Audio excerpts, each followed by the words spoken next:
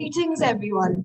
It is my pleasure to welcome you to the third day, the last day of the Dais Global Yoga Festival, in association with the Yoga Mission and Yogis Without Borders.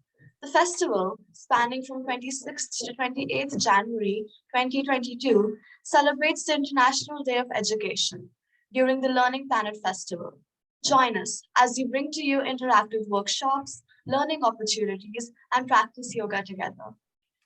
I kick off this session by introducing our organization. The Dais has a vision to empower people towards a better life. The achievement of SDGs and leaving no one behind are some of our core goals. With a focus on environmental preservation, ensuring equality for all, and improved education for children and youth, and the creation of a peaceful and prosperous world.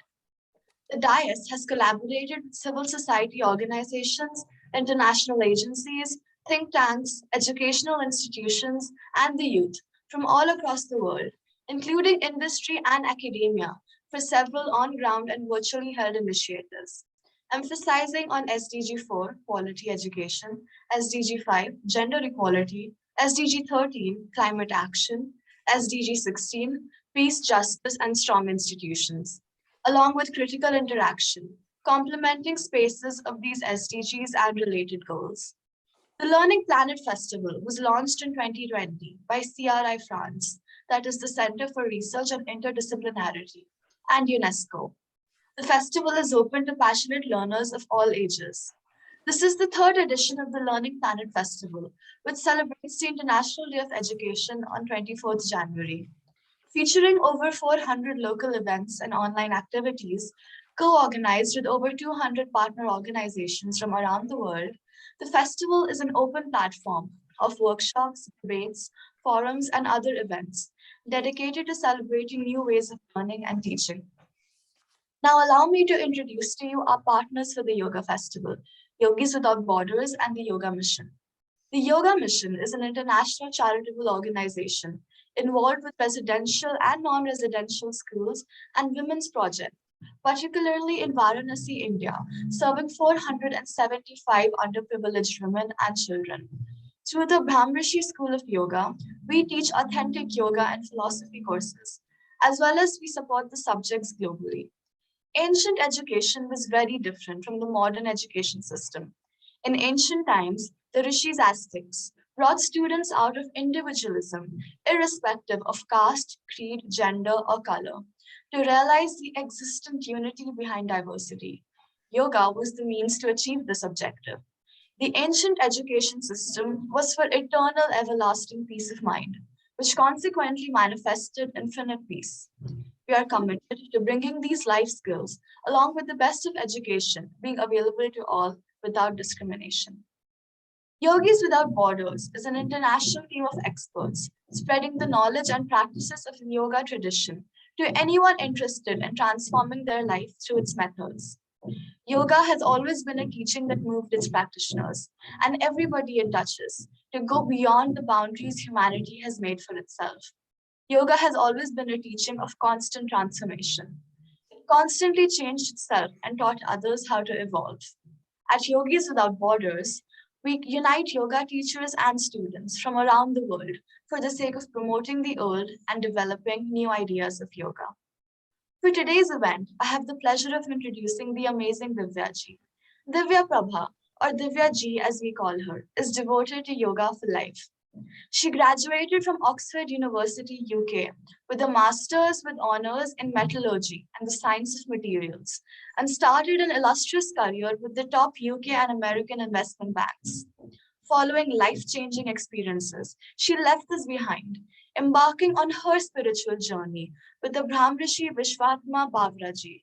She is traditionally trained and guided in Mahayoga, Hath, Mantra, Lay, and Raj Yoga, as well as having had a traditional Sanskrit education in Varanasi for the last 14 years, winning the gold medal for the Shastri, which is BA equivalent course, and coming top of her university class during further studies in Prachin Vyakaran on the Acharya course, which is MA equivalent.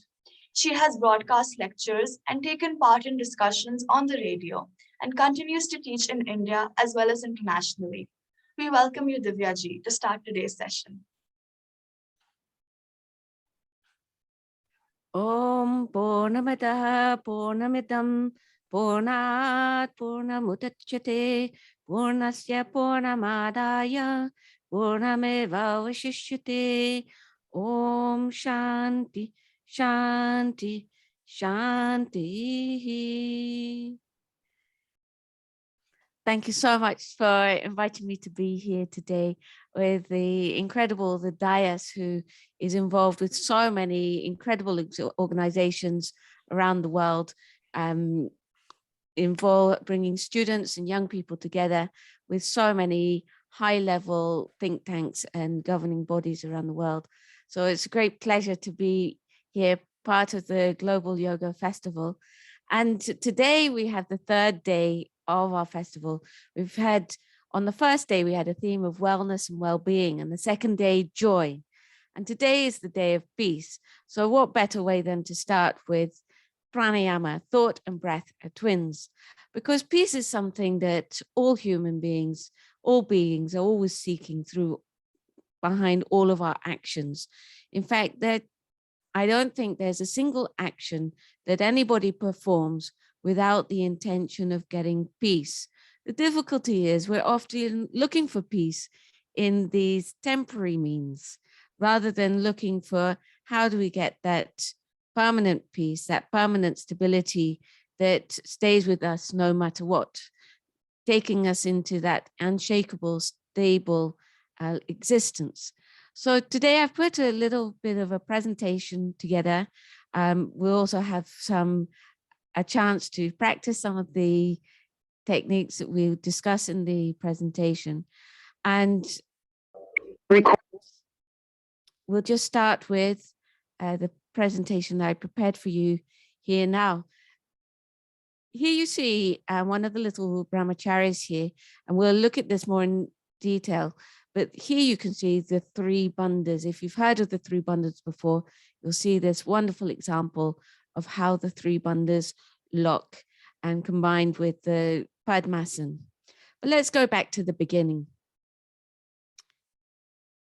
First, yoga, whilst it sounds always new, the state of consciousness of yoga is the same today as it was thousands of years ago. If we go to the Shastras, we'll see that in the Mahabharata, we're told that the first teacher of yoga was Hiranyagarbha. Hiranyagarbha is the first aspect of manifestation completely from the very, very beginning.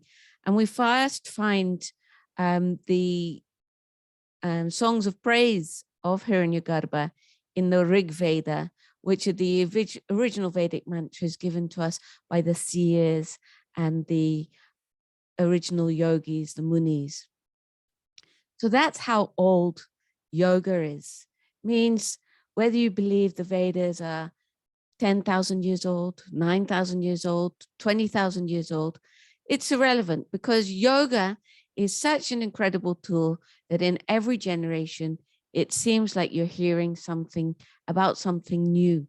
It's always so fresh, so practical, that we are given these tools to get us to, first of all, to get this stableness within that gives us this experience of peace.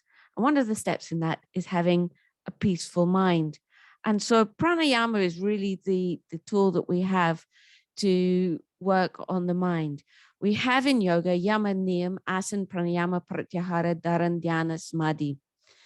And for pranayama, we need a stable base, which is a posture, for example, like this asana. So let's just go into a look of how the breath and yoga come together. So you might have heard of Hatha Yoga. Hatha Yoga, again, is something, is nothing new.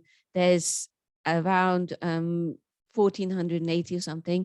We have the Hatha Yoga Pradipika, but that also was not telling us anything new. Patanjali himself said, here again, I'm teaching the philosophy of yoga. And Atharvaveda, we hear the original discussion of the chakras. So this is something that's taught again and again and again through different teachers. And of course, we have three bodies: the physical body, the subtle body, and the causal body. And so over the progress of time, things have come down more into the physical, and these days we see a lot of concentration on the postures, but the aim of the postures have, and the inner technique of the postures also have the ability to get us to become more subtle, taking us back to that causal existence. So let's start with the definition of Hatha Yoga. So yoga means yujang samado yujir yogi, stable wisdom, joining to yourself. And the hatha is consisting of two Sanskrit seeds, hum and dum. And the word hatha has hum and dum equally. We know this from Sanskrit because of the way that word hatha can be dissected. We know that this is a kind of conjunct word where the words have equal emphasis. So this word hatha itself is telling us that hatha is when hum, the right nostril, or pran, the sun, rajaguna, heat, is equal in pressure to the thumb, which you can say is the left nostril, but also on the subtle level, we look at pran and apana, the left being associated with cold, with the moon, and with an inactivity. And when these two breaths become equal, and I'd like you to do something to just see what happens. Bring your fingers underneath your nose, and I'd like you to just breathe on your nose. Breathe on your hand through the nose only.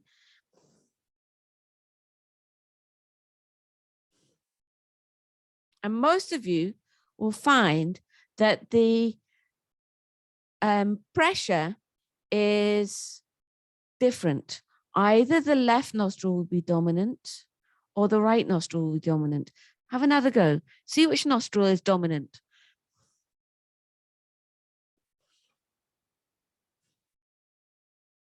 And what that means is, for example, if the left nostril is dominant and you're eating food, you won't feel hungry and your food won't digest properly. If the left is dominant, you may feel that inactivity, laziness, exhaustion, perhaps. And with the right nostril dominating, we're ready to do lots of things. Also may mean that you're angry, but that depends on what your state of mind is at that time. But the right reflects the heat, the activity, the sun, and Rajoguna. So in yoga, through the practices of hatha, we get to the point where these two nostrils are balanced. And when they're balanced, these two beach sounds are balanced. That is when we are ready to go into meditation. And in fact, when they really are balanced, all we want to do is to be in the state of deep meditation. Of course, meditation is happening every moment because we're always concentrating on something, but I'm talking about that sitting down, closing your eyes and going within deeply. So how do we do the practice? So pranayama is the key tool. Prana goes all we find described in the Upanishads, and pranayama literally means to control of the pran, and pran we can understand as breath. The definition, according to Patanjali, who says, that I'm not teaching you something new, I'm teaching you something that comes from before. And Patanjali was approximately about 2,500 years ago. But the Munis and the Rishis that have been teaching this through ancient times are thousands and thousands of years ago. So these techniques are nothing new. What might be new is the way that they've been written down and expressed. But extraordinarily, over the country, you'll find these techniques well preserved.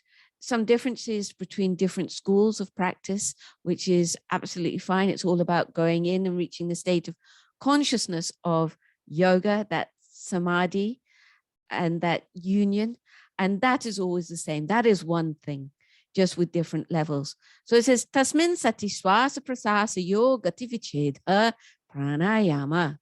So getting the stability of the posture and control of the inhalation and the exhalation, swas and praswas, is pranayama. So pranayama is a tool that removes these disturbances and obstacles from the mind so that we can control the mind. And we say prachadana vidarana bhyam va pranas. Yeah. So that prachadana and the vidarana is the pairs of inhalation and exhalation. And this is what helps control the modes of the chitta. When we talk about chitta on the individual level, that is equivalent to the mind. It's having our sanskaras, our modifications of the mind. So let's look a bit about the action of breath. I've told you that the Upanishads says that life is like a river flowing between two banks of birth and death. And with that, breath starts the moment our individual life begins and finishes at the very last moment of life. It's the last aspect of nature to leave our body. That's why people even in many cultures talk about the last breath. And so this pranayama is bringing the balance between the prana and the apan and getting you to that state of hatha where these two are balanced. And on a physical level, you know, the action of inhalation is bringing in the oxygen to our lungs, allowing us to feel recharged, light, fresh. And the exhalation is exhaling the waste products, the carbon dioxide, and the causes of disease that we want to keep rotating out of the body. And so that's carbon dioxide is really one of the causes of disease and exhaustion, pain. And so we're constantly flushing our body through this process of inhalation and exhalation, but we're also doing it on a subtle level. And we'll talk about that later. So one of the favorite phrases of my teacher was thought and breath are twins. And if we can only grasp this much from today's talk and practice, I really feel happy that you've got something that will stick in your mind, because this is something that I also talked about in the previous talks when we were talking about the downfall of man through concentrating on the objects, getting desires for the objects, losing the temper, getting into the state of delusion, forgetting who you are, destroying our individual intellect, and then destroying ourselves. And this is what happens in the process of anger and stress. So if we can just learn to, at that moment, be aware of that we have gone onto that treadmill of downfall that is just one step after another, unless we can break the chain. And the easiest way to break the chain is to take a breath, step back, take a deep breath, re-regulate our breath, and you'll find that all of those negative emotions can dissipate very quickly, depending on how much you have reinflated the lungs and managed to calm down the speed of your breathtaking. allowing yourself to come back under control. And there's a chain reaction that happens when we start to worry, when we start to experience anxiety and stress. So what's actually happening in the body is that the worrying, and I've simplified it here, not talking about the in-depth name of all of the parts of the nervous system. I'm trying to keep it real so that you can remember this, take it into your lives. Worrying creates mental tension and heat in the head. That's why we have a phrase in English, oh, they're a hothead, for people who lose their temper a lot. And there are a lot of phrases in all of the language that really describe people on a physiological and a mental level as well. So you can watch your language and see and try to get to the root of what that means. Now, this mental tension and the heat in the head immediately imbalances the system. And that leads to our breath becoming abnormal, you can say, improper. Is that maybe it's becoming very short and shallow. And this is dropping the oxygen levels in our system because the lungs are inflating less. So there's less capacity to take in the oxygen. And so the amount of oxygen that we've got to go through the system, nourishing our system, cooling our mind, drops. And that automatically leads to an increase in the carbon dioxide, because if we've inflated our lungs less, we also have a shorter out breath. So we have less opportunity to rid our system of the carbon dioxide as well. So we go into a downward spiral, you can say, a chain of reactions that requires effort to be reversed. And this increase in carbon dioxide is what can lead to stiffness in the body, the feeling of tiredness, exhaustion, and lead to many kinds of diseases, increase in blood pressure, amongst other things. But pranayama is here to reverse that process for us.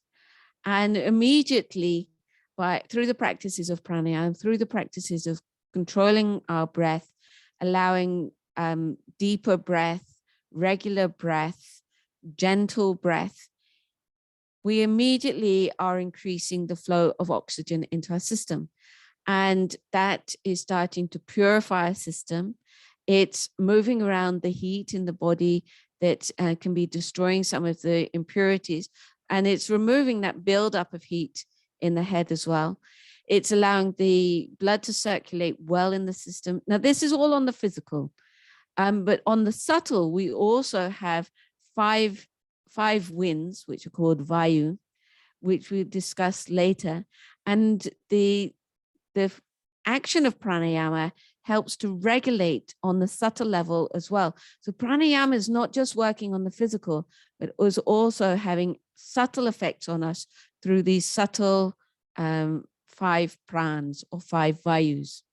And so this allows our brain to start to receive proper nourishment again through the proper pressure of blood, the quantity of blood, improving the quality of the brain cells and strengthening our nervous system, bringing our breath under control, which allows us also to naturally become calmer. And so if you can think about the longer your breath is in a comfortable way, and tying that to the rhythm of thoughts. So if we have longer, deeper, less frequent breaths through pranayama, we also have less frequent thoughts, means that our mind is able to digest and process the thoughts more easily and become at less risk of becoming overwhelmed with anxiety, worry, fear, anger, and uncontrollable desire for objects. So what are these prana and pana? And I'll keep it simple. These 5 pranas in the body, which are referred to as well in texts like the Bhagavad Gita, Mahabharatam, in Upanishads. There's a very common phrase that we find in a lot of them. Pranapano samam kritva, all the way back to the Upanishads, which of course are coming from the Vedas. Pranapano samam kritva. Pranapan, talking about the inhalation and the exhalation on the physical, but also on the subtle level, and saying when they've become equal. So let's look at what these different pranas are. So prana, by definition, prana, moves from the nostrils to the heart. Saman, between the heart and the navel. Apan, which is involved a lot with the movement of excrement from the body, that motion is attributed to apan, moves between the navel and the lower part of removal from the body, the anus. Then udan is between the throat and the top of the head.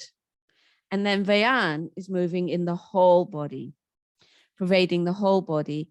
And so Vyan prana is, so each one of these is called prana prana, saman prana, apan prana, udan prana, and Vyan prana. And so that's helping the circulation of the blood in the whole body with Vyan. So what techniques have we got? We'll go into the detail shortly. Therefore, there are many different kinds, but 4 I've particularly highlighted here: Anulom Vilom, which can be practiced all year round, just balancing the left and the right nostril, which we'll practice shortly.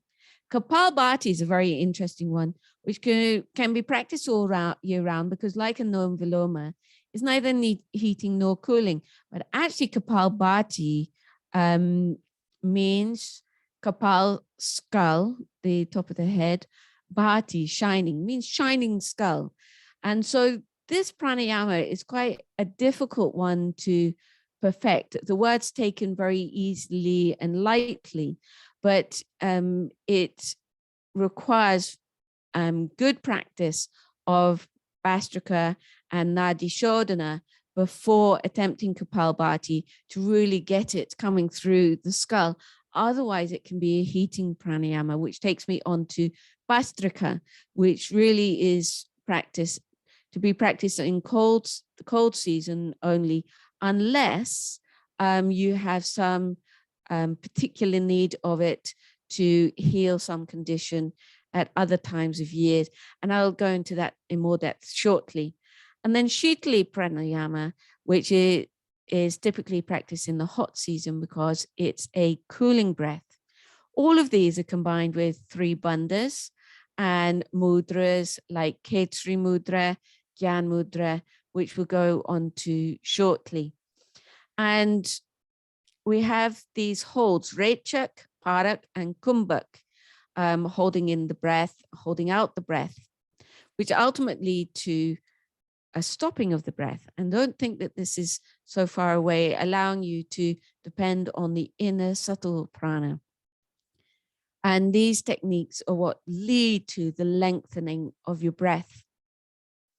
But we recommend in pranayama, particularly when we're teaching people that are not in the room with us, that we don't know even when they're in the room with us, we recommend people only be taught initially how to hold out the breath, because, for example, if they have issues with blood pressure and we're holding in the breath, this can increase the difficulties that they're facing. So we want to be very careful about teaching these techniques and being well aware of people's history and experience before teaching the internal holds, for example. So we've got this prachadana, which is purak, the holding the breath in, antara kumbhak, and exhaling, vidarana, Rechak, and holding the breath out, the Bahya Kumbhak. So Bahya meaning out. So you can find all of these words in a lot of texts going back several centuries, and described more recently in more detail in things like the Shiva Samhita, Hatha Yoga Pradipika, Agaran Samhita, for example. But the techniques aren't from that period of history. These are very old. And the Gita, Bhagavad Gita from the Mahabharatam, and of course Mahabharatam is around now 7,000 years old, is to offer that apana into prana, which is called the purak, prana into apana, which is called rechak, and to hold the prana and apana at some particular point or chakra, which is called kumbhak. I'm giving you here the three bandhas. Let's start with Mul Bandha. Mul Bandha basically means root lock. And the root is here, if you can see my cursor, is at the base of the body, and there's a contraction upwards. On a physical level, it's removing wind and prevents energy flowing out. Ashta Chakra Naudwara Devanam Pura Yodya is a mantra given in the Uttara Veda, where it's particular reference of the chakras. So in the Vedas, we see the mention of the chakras themselves. And so that also connects with all of these subtle techniques. And it says Naudwara, 2 eyes, 2 nostrils, 2 ears, mouth, and 2 lower gateways in the body. And so when we're doing practices, what we want to do is close these gates. So the eyes are in our control, we can close them. The mouth is in our control, we can close that. We choose an asana that closes the front lower gate. And then for the back lower gate, we use this Mul Bandha. So that is closing another gate for us, leaving us only with the ears and the 2 nostrils. So that's Mul Bandha, and you'll see there's a contraction in here. This is referring to Udyan, which you can see here in this picture. Uddiyana Bandha is a stomach lock, and this happens not by you contracting your stomach, but by you emptying your lungs fully. With practice of this complete and utter emptying of the lungs, we get more elasticity in the stomach, because it's like a vacuum is created, which pulls in and up. You can see this is going up under the rib cage because of the contraction of the lungs pulling in and up. So it's creating a vacuum, and it's connected with the samana prana, as you remember, from the heart to the navel. And so by that compression of the samana prana, this is how we bring the meeting of the apan and the pran becoming balanced and mixed. So together with that, by this complete and utter exhalation of the lungs and the contraction of the stomach in being pulled in and up through the vacuum created in the lungs, so it's like pulling from inside, it also pulls down. And that is the advanced level of this, is the Uddiyana Bandha, as you can see here in the clavicle, that the vacuum is pulling down to create this chin lock. If that's not possible in the beginning, what we do, well, it's not possible in the beginning, it comes with practice. But in the beginning, what we do is we make a physical chin lock, bringing our chin down onto our clavicle. But with practice, this becomes an automatic thing. And it is very important, because creating this lock here, what happens is the Udan Pran that I mentioned is left with only one place to move, which is upwards. So from the throat to the top of the head. And so this is that rising feeling that's promoting the movement of the Kundalini or Sushumna, whatever terminology you use. But this is supporting that movement through the chakras to take us on our ultimate journey to the Brahma chakra, the Sahasrara, the 1,000-petaled lotus, our real selves. So now I'd like to just give you a little bit more detail about Anoma Viloma. And we've got two amazing people joining us from Holland today, Esther and Jacqueline, who are members of our team in Holland. And we're going to practice Anoma Viloma together after this. So you can just watch them for the moment. Let's start with making the mudra, Gyan mudra for our left hand. The thumb represents our intellect. The forefinger represents our ego, because, you know, when we scold someone, or we see someone scolding someone, it's very common that this finger pokes out in their direction, firing at them. But notice when you fire at someone else, you have 3 more aimed at you. So watch out for this finger in life. We want to keep that under control. And so in Gyan Mudra, we bring the thumb on top of the forefinger, bringing that onto our left knee. This practice is for all people, all genders, all ages, all stages of health. I've even seen it being recommended for someone who'd had a heart attack, was in a bed in hospital, not able to even sit up, but even then they helped themselves by doing this breathing practice, just lying down. So you always have the left hand in your Gyan Mudra on the knee, and the right hand we use Apan Mudra. Now you'll see lots of different schools using different mudras, and it doesn't mean that their mudra is wrong. It means that we've come from yogis who've taught us to do Apan Mudra, and we use the same mudra for doing Mala Jap. We use the same mudra for eating food. So you can see a lot of auspicious actions are done with this mudra. You can see that my forefinger, all of us, our forefinger and our little finger are poking out, which interestingly in Chinese medicine represent the large and the small intestines. And you'll see that we have our 2 fingers in the middle, just meeting to our thumb like a deer head, just touching like that. And we bring that onto our nose, and we, keeping the right nostril closed, we inhale through the left with the eyes closed, exhaling through the right. And then we close both nostrils.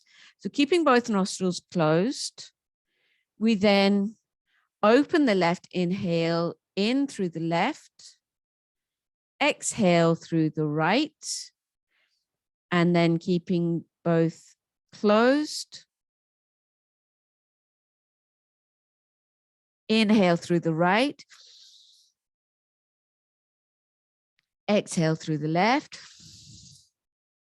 closing both. Inhale through the left, exhale through the right. One last round, inhaling through the right and exhaling through the left. So wherever we exhale from is where we take our next inhale.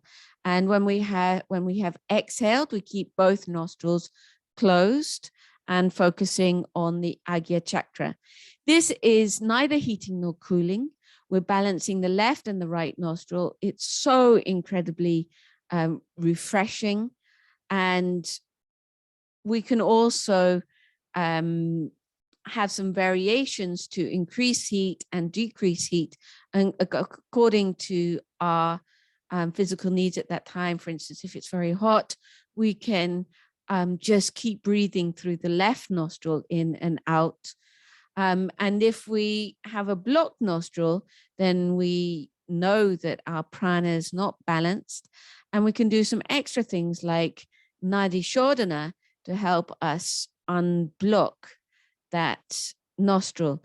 And after every exhalation, we do the 3 bandhas, which we mentioned earlier, but I didn't mention for bringing it into this practice. So the 3 bandhas, closing the base. As you exhale, the stomach starts to contract it in. And as you get more practice as this, the elasticity of the stomach improves. So the stomach becomes more and more in, making a firmer and firmer lock, enabling us to enjoy the holding out more and more as our breath becomes longer, deeper, calmer. And with that, we get the Jalanda Bandha, which we can just bring down our chin onto our chest. Bhastrika Pranayama is a fantastic all-round pranayama as well, which is naturally heating. And this is told to us in the title by using the word Bhastrika. Bhastrika in Sanskrit and Hindi is the name for the tool to increase fire. We call them the bellows. And you may have seen people with a coal or wood fire at some point using a thing that they're just pumping air into the fire to increase the flames. And that's exactly what we're doing in this practice of pranayama. We're pumping air out. We never concentrate on the intake of the air because that's naturally going to come because of our innate desire and need for oxygen. So if Esther and Jacqueline would like to stand for a moment, and we'll just show you a standing version of Bhastrika. Maybe you'd like to stand with the camera to the side so that we can see the side action. And what happens is, if you'd like to exhale for 12 breaths and then hold out, bringing your neck into Jalanda Bandha at the end. And I'll just comment on it as you go through. So what happens is they pump out, and maybe if we could unmute Jacqueline, we might be able to hear her breath. And then you see that she's held out, she's got her chin on her chest. And then when she needs, she'll take a deep inhale, both of you, when you're ready. And then you'll see the motion from the back. So pumping out 12 times. You can see the contraction of the stomach in Esther. You see the shoulders are hardly moving. The head is completely stationary. The legs are completely stationary, but they're just, and then the big exhale at the end of the 12 with Jacqueline that we just saw. You see the chin coming down to the chest for the Jalanda Bandha. And then when you take an inhale. So that's just allowing you to see how it works in the standing position. We do this also easily in the sitting position. You can be sitting on a chair, sitting on the ground, whatever is easiest and comfortable for you according to your physical need.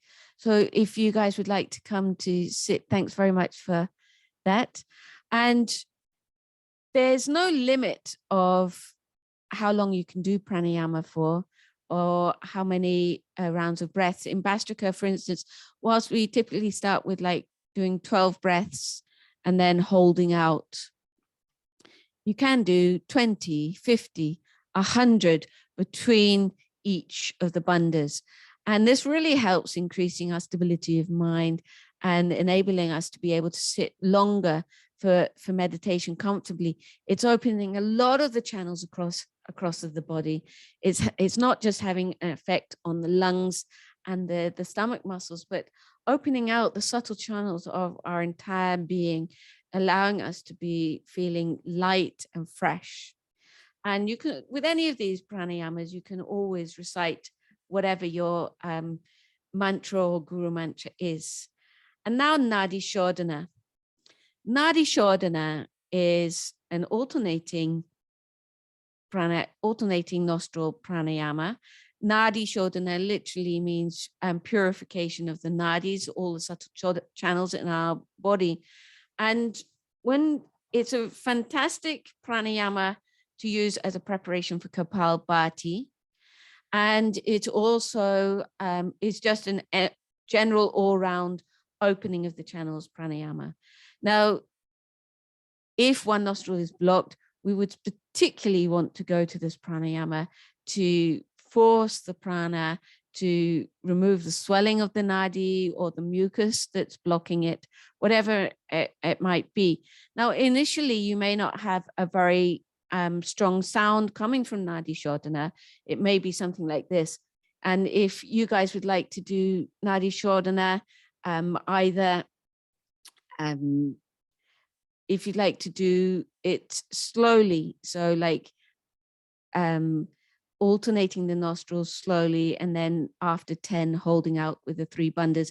And in the bandhas, bring your chin down into Jalanda Bandha, because not everybody will be familiar with how to get the Udyan Bandh so strong.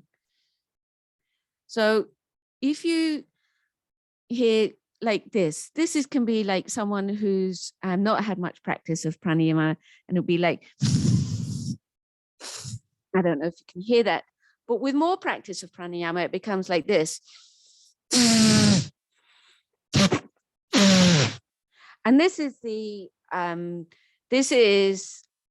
the sound that we can get when Nadi Shodhana is well practiced and at the right level for being able to practice Kapalbhati. So there's 2 ways that we can do this. We can do fast like this, and we use a Pan Mudra again and Gyan Mudra on the knees. So we have like, this is a fast, or we can have inhaling and exhaling.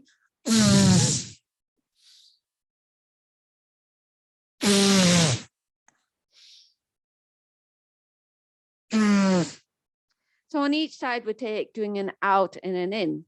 And as I mentioned before, we can also do where we have just out, out, out, out, out, and then taking a long in. So like this, taking in and then out. And you can do that, for example, like 10 times, depending on how much practice you've had and the elasticity of your stomach muscles.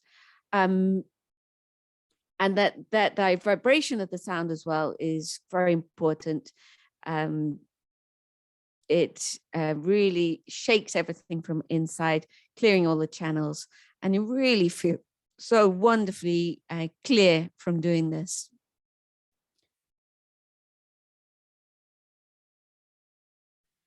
Kapalbhati pranayama, to be practiced well and beneficially to attain the real benefits of Kapalbhati, which means shining skull, really requires Nadi Shodhana to have this level of sound coming. Now, I know that we are introducing some very deep techniques of pranayama. We've had many different pranayama sessions over the week at various different levels. And so we wanted to cover the whole range, because there are a lot of you who are joining also through the live stream, and also be watching the streams after this. So we wanted to give you a well-rounded, complete for all levels. And it doesn't matter what level you're at, you can do all of these things at whatever level you're at and really enjoy it. That's the great thing about yoga. It is not about how much you've practiced. It's not about how much you can bend your body. It's not about how much you can lock all of these bandhas in. It's about how much effort you put into it. Now, to give you an idea how Kapalbhati would sound, Kapalbhati has a sound like this.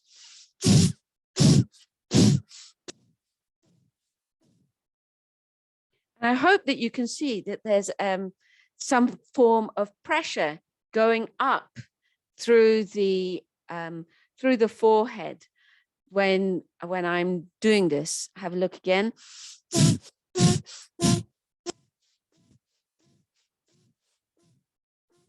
And I can really feel that coming out of the top of the head. And it's neither heating nor cooling, can be practiced in any season.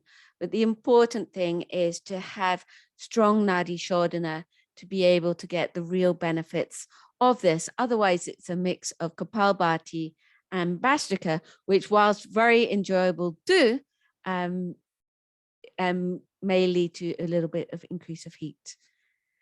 Going on to Shitali Pranayama. Shitali Pranayama is a pranayama that's cooling. And you wouldn't want to do Shitali Pranayama if you've got a slight cold or cough. And again, we would have we would mix it with Anoma Viloma typically, but it's not necessary. We'd have the left hand in Gyan Mudra, and our tongue, there's two ways of doing Shitali Pranayama. Our tongue can roll into this. I don't know if you can see this. And breathing in through that gap in the tongue, which I'll show you after I've stopped screen sharing, leads to, or actually I can do it right now like this. So, and the other way is to clench the teeth and breathe in through the teeth. And you'll notice, if you try that yourselves, you'll see that a cool air comes in. So this is how the body is cooled through this. And just mentioning the last pranayama, Brahmari.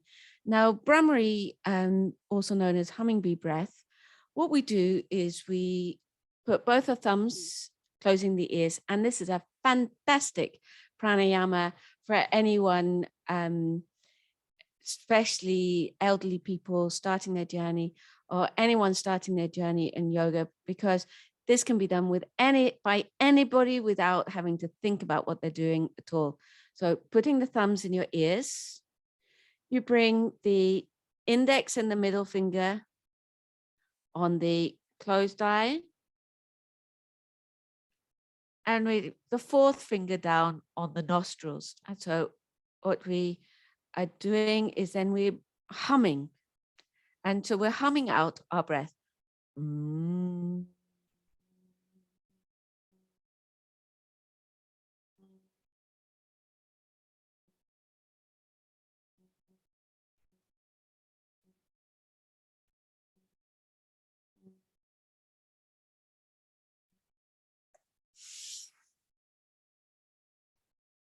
And it's incredibly calming, as is every pranayama, as is meditation and enjoying sitting in any posture.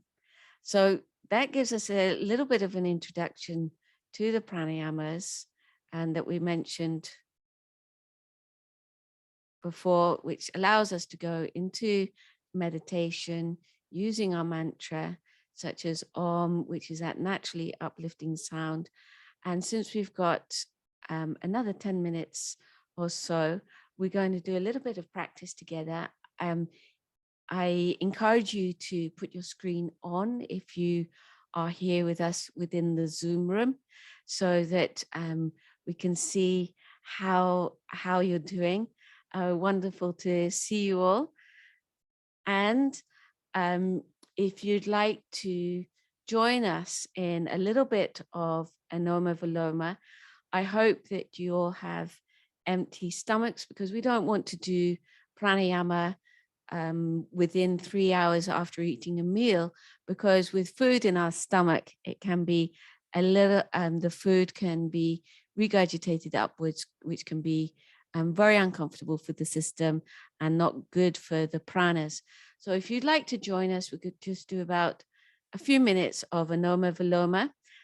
We've got Jackie and Esther here to demonstrate as well. So I hope that you can see us all. So we're going to start with our Apan Mudra. So that little deer with its nose poking out, taking that onto our nostrils, keeping our head straight. And I'll give you verbal instructions so you can keep your eyes closed. You want to keep your hand on your knee in Gyan Mudra.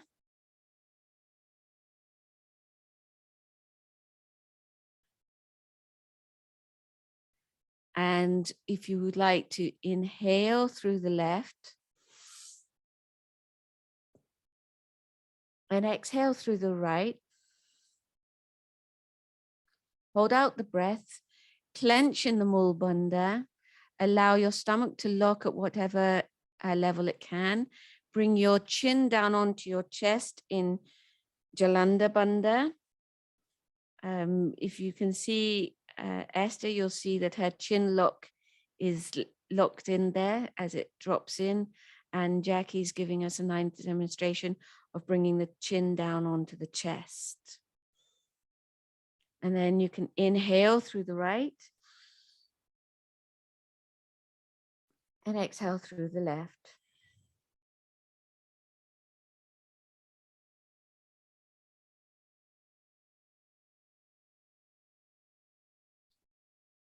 Holding out, having the chin lock, the other two locks at the base of the spine and the stomach. And then when necessary, go at your own rhythm. Inhale through the left. Really feel that breath coming up and washing over your head, allowing you to feel light and relaxed. Exhaling on the right. Holding out the breath, having both nostrils closed. Focus between your eyebrows on your mantra, if you have one. If not, you can use Om. Inhaling through the right. Exhaling through the left.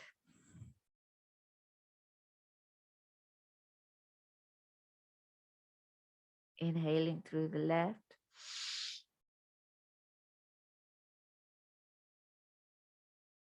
And exhaling on the right.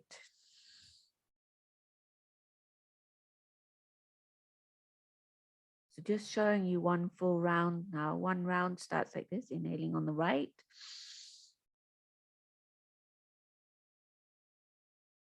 And exhaling on the left.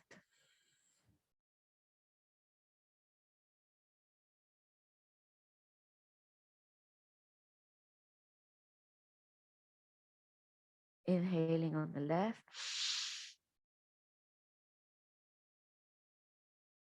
And exhaling on the right.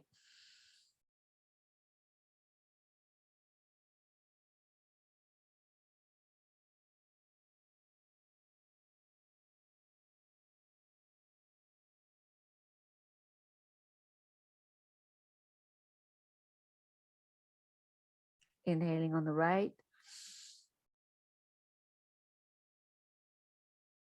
Exhaling on the left.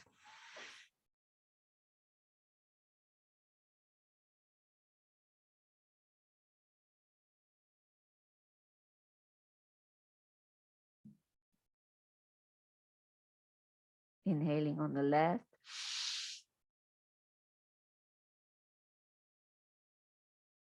Exhaling on the right.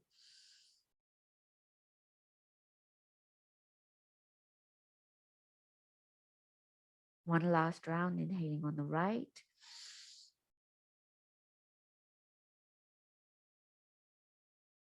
And exhaling on the left.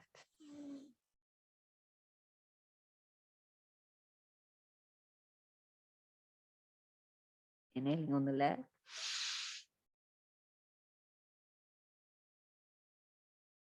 Exhaling on the right.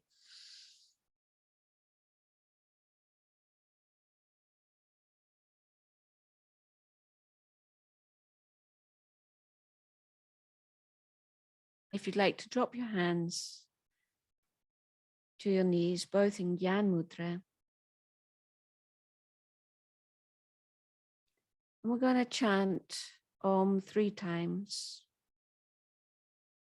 The first from the base of the spine, the Muladhara chakra, to the Anahat in the middle of the chest.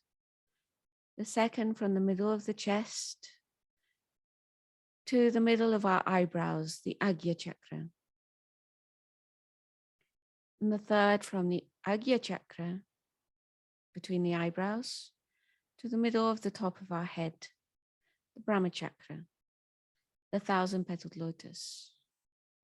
Om is a naturally, inherently uplifting sound. So I hope that you enjoy that feeling of upliftment within. And after chanting Om 3 times, I'll give you a few more instructions. Om.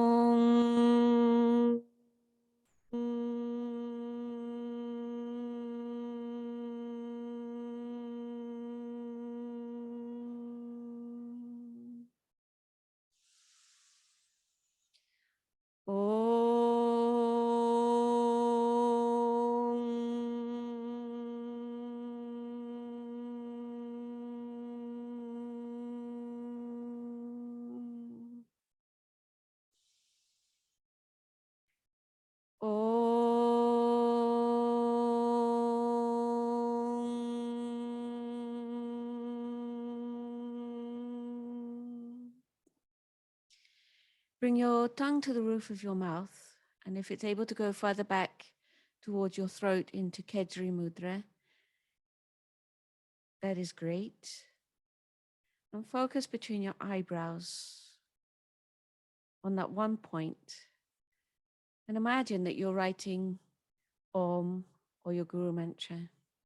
We use the practice of writing in our subtle body, on our mental body, because it reduces the risk of our mind wandering away with thought, because it's constantly engaged in the subtle action of writing the mantra, allowing you to become more easily absorbed.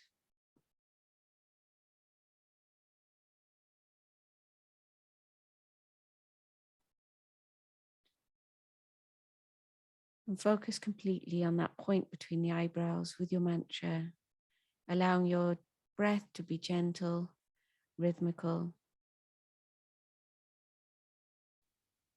fully filling the lungs, allowing you to feel that you've completely let go of everything except for your mantra, being absorbed in that mantra.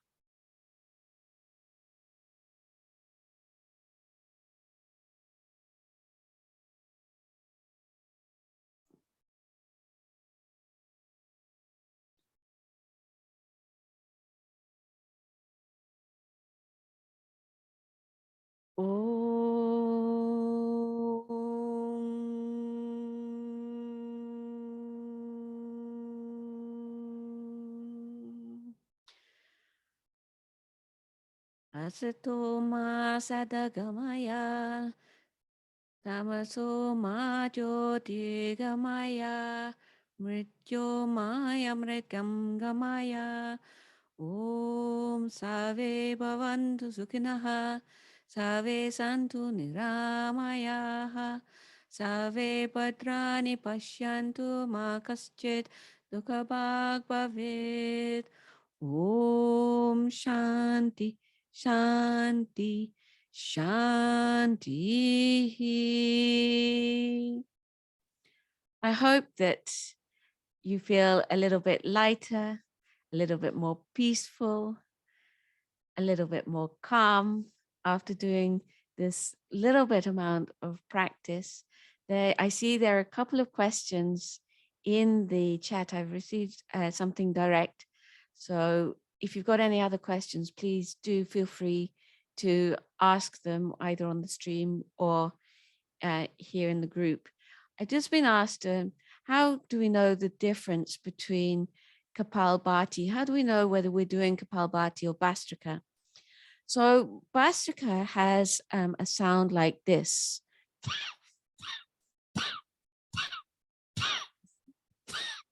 You can hear that pumping out, and exactly like that, Ashya.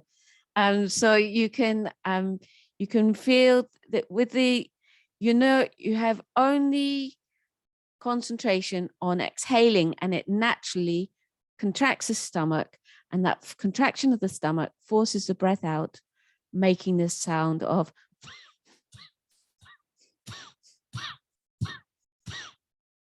so you can hear that whilst the breath is coming out of the nose, it's not there's no nasal sound. It's really the contraction of or everything happening in the throat through the chest. And Kapalbhati, the difference is, can you hear that's very clearly coming through the nose, like this sound of Nadi Shodhana. It's obviously the middle of the day in India, so my stomach's not empty anymore. So it's this kind of sound, but coming through up.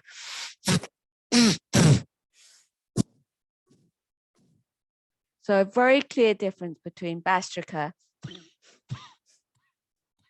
and Kapalbhati. It's coming up through the nose. If there are no more questions, I'll say thank you. I really hope that you found something useful in here to bring into your regular practices, whether they're daily or weekly. But remember, we always talk in society about having a shower every morning. Take a little bit of time to shower your mind as well, a little bit of pranayama and meditation, and it will surely lead to a more peaceful, a more calm and enjoyable and stable day. Hari Om Tat Sat Pranam. I'd like to thank Divya ji for such an enlightening session. It was very enriching, and we all learned about how yoga can help bring us some calm and peace of mind, something that is much needed in these times. I'd also like to thank our partners for the festival, Yogis Without Borders and the Yoga Mission, without whom none of this would have been possible. Lastly, I thank the Dais and the Learning Planet Festival team for their constant support throughout the event.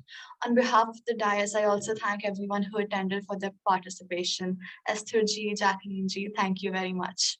Thank you everyone and have a great day ahead. Pranam.